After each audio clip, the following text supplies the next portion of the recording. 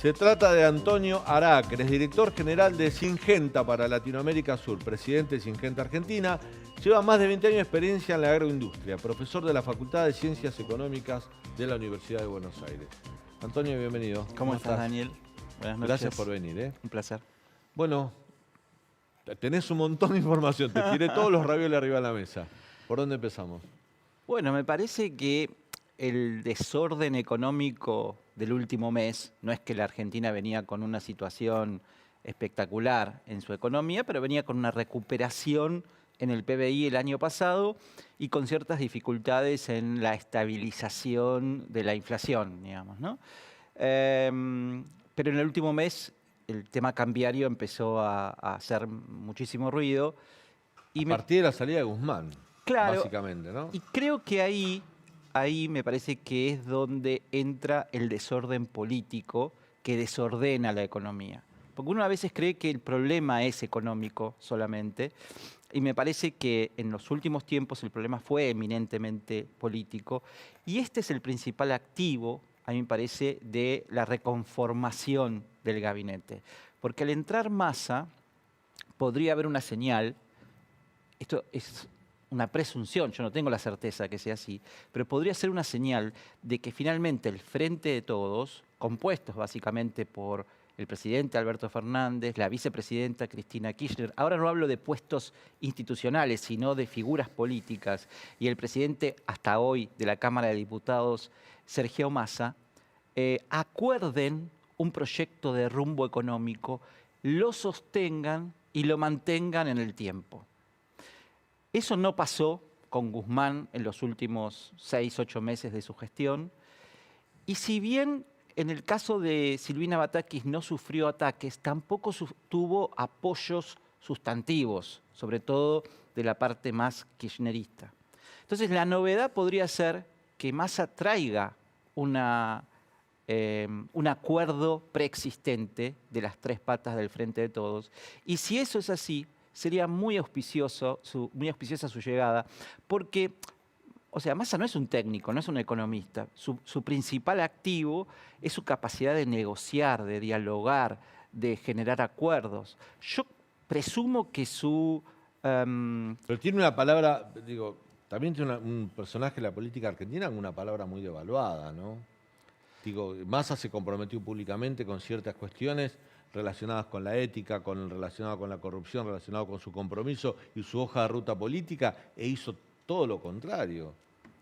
Sí, yo creo que la política es el arte de lo posible y el pragmatismo rige mucho más que lo dogmático. Si uno mira los gobiernos de los últimos 50 años, muchos empezaron diciendo no voy a hacer tal cosa y terminaron haciendo otra, y podríamos dar ejemplos. Pero desde el gobierno yo te entiendo que la realidad te va a cambiar, pero desde la oposición tomar partido por quien vos denostaste y dijiste que era la causa del grave problema en Argentina, sí. Digo, eso, digo, no lo digo yo, digo, en general las encuestas le dan una palabra muy devaluada más. Bueno, ¿no? Habrá que ver, eso ya es algo ver, más electoral, sí, ¿no? Sí, lo sí, que vos ponés, sí. Y eso no lo sabemos. Pero desde lo político, en la gestión, me parece que él trae un activo importante, que podría ser el acuerdo de las tres patas y su capacidad de diálogo, por ejemplo, con el agro. Podría él, al tomar ahora agricultura, comenzar una gesta diferente. Ahí tengo la pregunta antes de dejarle a Leandro, que es el entendido en economía. Vos sos un hombre del sector, sos un hombre de la agroindustria. ¿Vos coincidís con lo que dijo el presidente, que hay una especulación de parte del agro que nos quita los dólares que son de todos nosotros y todo lo que dijo que generó? No coincido en eso. Yo creo que, primero, viste, vos decís el agro. El agro no es la mesa de enlace, ni esa Presida, CREA o la industria de semillas o de agroquímicos. El agro son 100.000 productores, muchos, y una cadena industrial y agroindustrial bastante grande. Pero nadie se puede arrogar el derecho de decir, este es el agro solamente, ¿no? Entonces hay gente que piensa de una manera, hay gente que piensa de otra. Pero básicamente lo que tenés es un conjunto de agentes económicos que se dedican a la producción agropecuaria. ¿Y qué hacen con sus granos?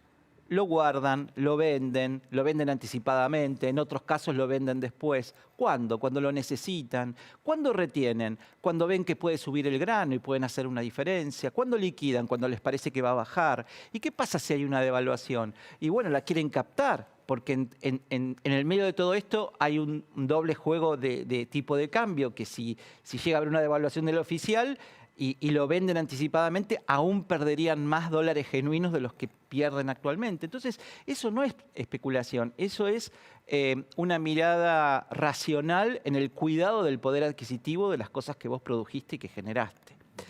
Me parece en ese sentido mucho más El pragmático. secretario de Agricultura dijo, el que piensa que el campo especula con las sojas porque no tiene la lógica del negocio. El propio secretario de Agricultura, Sí. desmintiendo al propio presidente, ¿no? Claro, y por otro lado, fíjate que más allá de esas cuestiones que son declaraciones políticas, en lo fáctico salen con una resolución que le permite al productor que liquide en agosto generar un 25% más en dólares por la venta de soja que liquidaba o que lo que obtenía un día antes de la resolución. Es decir, ok, te digo que estás especulando, pero igual como necesito tus dólares, te doy esta resolución y te permito generar eso. ¿Por qué? Porque el mundo de la economía se mueve en base a incentivos, no es en base a ideología. El productor no retiene por ser anti-kirchnerista. El productor retiene porque quiere conservar el poder adquisitivo de lo que produjo. ¿Y por qué liquidaría ahora? Y bueno, porque si lo hace en agosto, en lugar de septiembre, octubre, noviembre, que por ahí iba a vender un poquito después, dice, no, me voy a hacer un 25% más en dólares, mejor liquido en agosto. Y seguramente no va a ser por beneficiar al kirchnerismo que lo haga, va a ser porque va a beneficiar a su bolsillo. Ahora, Antonio, ¿qué pasó desde el 2 de julio, el día que se va Martín Guzmán y que el presidente no designa a Massa, sino que designa a Batakis, cuando se sabía que Massa tenía intenciones de incorporarse al gabinete? Y hoy, el mercado le torció el brazo a Alberto Fernández porque en el medio, en todos estos días que se perdieron, el dólar subió un montón, aumentó la inflación, se dispararon los precios, vivimos un mes horrible de todos los argentinos. ¿Qué pasó del 2 de julio a hoy? No, yo creo que lo que te comenté hace un ratito de la necesidad de que la política ordene la economía y que haya una cantidad de acuerdos preexistentes sobre el rumbo a tomarse, no se pudo lograr en un fin de semana. Y vos no podés estar 3 semanas sin nombrar un ministro de Economía. Si querés, la consecuencia, es una palabra horrible, pero un poco perverso de esto, es que una persona profesional, digna, corajuda, como Silvina Batakis, bueno, cumplió ese rol de puente, ¿no? Entre que no había un acuerdo político y ahora sí lo hay. Se le cayó el puente en la mitad del río, ¿no? Digamos. Claro, no, pero digo, digamos pero todo, fue no. un puente, Pero ¿no? fue un puente que te hizo subir el dólar 120 pesos, que te subió el riesgo país a 3.000 puntos. Ah, pero no por ella. No digo que sea por ella. No por ella. No digo que sea por ella. Eso fue la política. Claro, pero fue Eso la fue la política. política, o la Porque falta de esto política. que te pregunta Leandro, porque uno dice, a ver, si la gente los votó para gobernar, ¿por qué no decidieron el día que se fue Martín Guzmán esto que decidieron hoy dárselo a Sergio Massa? Nos hubiésemos evitado esta corrida cambiaria, nos hubiésemos evitado estos 8 o 9 puntos de inflación de julio. No, se hubiese solucionado la economía milagrosamente. Pero las 3 cabezas, al frente de todo, no se pueden poner de acuerdo en el rumbo que vamos a llevar. Ahí está el problema. Y esa es la duda, o mejor dicho, yo prefiero decirlo en términos de esperanza que tengo, de que ahora sí Massa llegue a este superministerio con un acuerdo preexistente de las 3 patas y entonces el mensaje llegue más consistente, más congruente y no haya fisuras y se pueda avanzar en un rumbo claro. Si eso es así, me parece que la economía se va a estabilizar, los mercados se van a tranquilizar, los dólares financieros se van a desinflar porque era un dólar de pánico, no era un dólar que tenía que ver con los fundamentals de la economía. Y seguramente el riesgo país también va a bajar un poco y la Argentina va a poder recuperar de vuelta ese crecimiento que venía mucho más leve que el del año anterior, pero aún medianamente significativo. Nos queda todavía por delante resolver cómo recomponemos las reservas que se necesitan para importar y producir y crecer. Y lo más difícil de todo, en mi opinión, es cómo bajás la inflación en un país que está atravesando en este momento 5, 6, 7, 4 y que no resiste el bolsillo de nadie. Te doy un camino. A ver. No sé si yo no soy economista, pero es el que indican gran parte de los economistas, ¿no, Leandro? Ajustar, ajustar el gasto público, emitir menos, que eso se va a sentir en los bolsillos de todos, que no hay otro camino, y haces un plan antiinflacionario progresivo. Correrse un poco al centro, si se quiere, salir de esa idea populista de que todo se soluciona imprimiendo billetes, y sería por lo menos mostrarle al mundo, a los mercados, de que sos serio, tratando de cuidar los sectores más sensibles de la economía que necesitan de la asistencia estatal. ¿Está el gobierno en condiciones de afrontar un programa así? Bueno, eso es lo que yo te digo, que para mí tiene que haber habido un acuerdo preexistente, porque para controlar la inflación, si no lo haces por el lado del gasto público, por el lado de impuestos no va a haber nada, porque el Congreso no te aprueba nada. Entonces, si vos querés estabilizar, lo primero que tenés que hacer es ver cómo trabajás el ajuste del gasto público, y si no hay un acuerdo previo en lo político, esa paz en los mercados no va a durar mucho. Yo le agregaría algo más. A mí me parece que hay que empezar a descomprimir un poco el tema del tipo de cambio, Daniel. O sea, para desplomar los dólares financieros hay que desdoblar el tipo de cambio y permitir que un 30% de la economía no crítica flote libre. Importaciones de bienes de lujo, consumos en el exterior, por el lado de la demanda, y por el lado de la oferta, exportaciones de servicios como ciencia del conocimiento, programación, y por ahí un 30% de exportaciones de soja.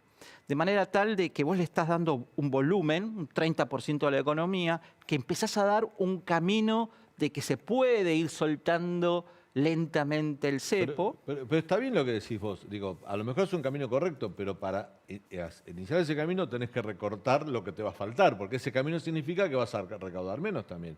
Yo creo que es el único camino, porque hoy ya ni recaudás. ¿Por qué recaudarías menos impositivamente? Porque si vos le das un 30% más a los exportadores de soja, es un 30% menos que te queda en el Estado. Sí, pero de dólares. En impuestos. No, vos las retenciones las cobrarías igual. Claro. O sea, eso, no te estoy cambiando las retenciones. ¿Y dónde le das el beneficio al exportador? No, el beneficio es que en lugar de liquidar a 130, va a liquidar a 300 o a 280, lo que esté el tipo de cambio MEP. Y le sacás una exportación sobre esos 300. No, pero son cuentas distintas. Una es la cuenta fiscal de ingresos y egresos, sí. Lo que ingresa es la retención, y lo que egresa es el gasto público, y la otra es la balanza de pagos, que son los dólares que te entran por la exportación y los dólares que pago por la exportación. Lo que vos tenés razón es que en la balanza de pagos, o sea, en el balance del Banco Central, le quedarían menos dólares al Banco Central, claro. Pero también tendría menos presión el Banco Central por el lado de la demanda de importaciones, porque vos le estás mandando a ese mercado libre las importaciones de yates, de helicópteros, de los viajes de los argentinos, claro, de clase media alta en el exterior, y estás dando un horizonte de descompresión y de desregulación cambiaria. Antonio, te llevo un poquito para atrás. Esta semana te sacaste una foto con Martín Guzmán, la publicaste en redes sociales, fue la reaparición pública del exministro de su renuncia. Desde que renunció fue muy criticado por el kirchnerismo, ajá. Cristina, Máximo. De hecho, criticaban a Macri y a Guzmán. Eran las dos figuras que criticaban públicamente. El presidente Alberto Fernández no lo felicitó públicamente como hizo con cada uno de los ministros que se fueron del gobierno. ¿Te pareció justo ese trato hacia Guzmán? No. No, eso me parece que es algo muy del código de la política, que yo no lo entiendo, no lo comparto, pero vengo de otro mundo. En el mundo de las empresas es algo normal que una persona no se siente cómoda en una organización, en una cultura, o siente que ya cumplió su ciclo, da un paso al costado, se va a otro lado, y nadie queda de enemigo por eso. La verdad que es algo para modernizar un poco. El político es un profesional que recibe una paga a cambio de su trabajo. Hay que desromantizar un poco la política. ¿En qué consiste su profesión? Dialogar, convencer, consensuar con otros frentes políticos y planificar políticas de Estado. No lo están haciendo muy bien hoy, ni dentro del oficialismo, ni dentro de la oposición, ni entre el oficialismo y la oposición. Déjame agregar esto antes de despedirte, y Tony, agradecerte mucho tu visita. Placer. También el político, cuando accede a un cargo por elección popular, cuando te vota la gente, tiene una responsabilidad. El silencio de Cristina es irresponsable. Yo, para que vos me digas, ¿están de acuerdo las tres partes? Se necesita que Cristina hable y diga, este es el camino. Si Cristina se queda callada y bueno, empieza a desandar el camino y mañana te publica una carta, te publica un tuit y te tira todo el programa, o todo lo que pensó Massa o Alberto juntos, te lo tira todo abajo como un castillo de naipes.